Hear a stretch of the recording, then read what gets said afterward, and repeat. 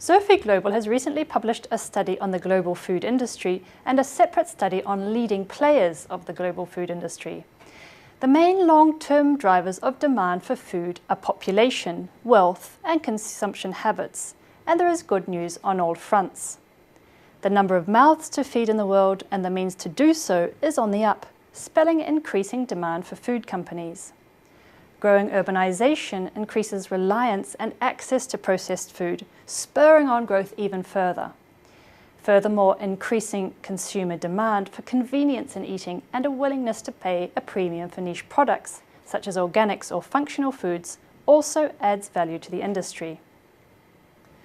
Nevertheless, challenges and volatility hang over the industry's head. Emerging markets were the main contributors to growth over the 2000 to 2012 period, and their current slowdown comes as a blow to the industry, particularly for those food makers who had heavily invested in such markets.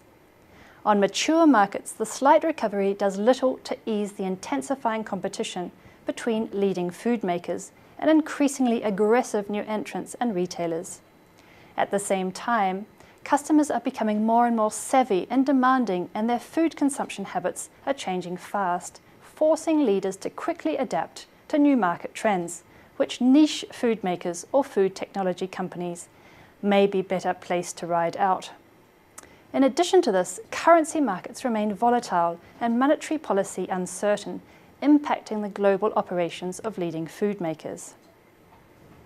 Aggregate food group revenue reflects the market environment, dropping by 1.5% from 2014 to 2015.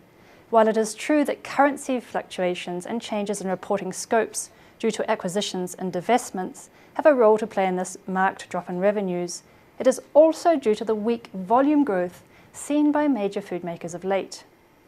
Nevertheless, despite dropping revenue, major food groups seem to have played their cards right, achieving operating profit growth of 2.3 percentage points from 2014 to 2015. So exactly what cards are food makers playing to ensure profitability in this challenging environment? In terms of geographical presence, groups are engaging in a careful balancing act. The flurry of economic growth seen in emerging markets in past years had food makers rushing to invest in such markets, in moves which often put market share ambitions above profitability. The recent sales growth slowdown has, however, further deteriorated profitability and sometimes led to losses. Groups are therefore attempting to rebalance their global footprint to grow more soundly. On both emerging and mature markets, innovation is key to reap the benefits of changing customer consumption habits. As customers turn their interest towards healthier foods, but also towards foods that allow indulgence or convenience, so too do food makers in terms of their research and development, to allow them to avoid the commoditization trap.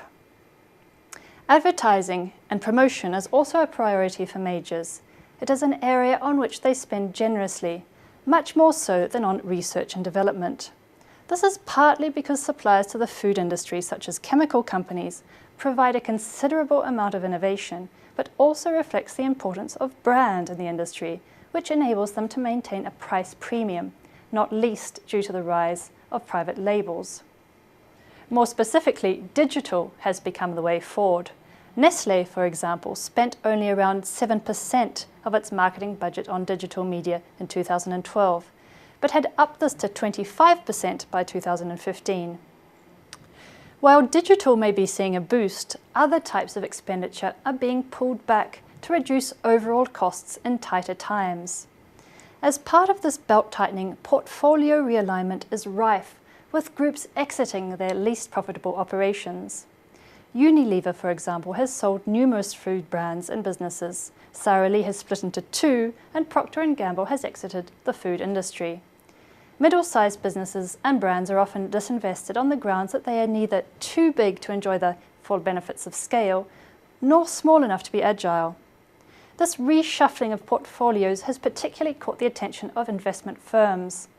These firms have become instrumental in reshaping the food industry as shareholders by pushing for restructuring plans and creating more focused champions out of former diversified challengers.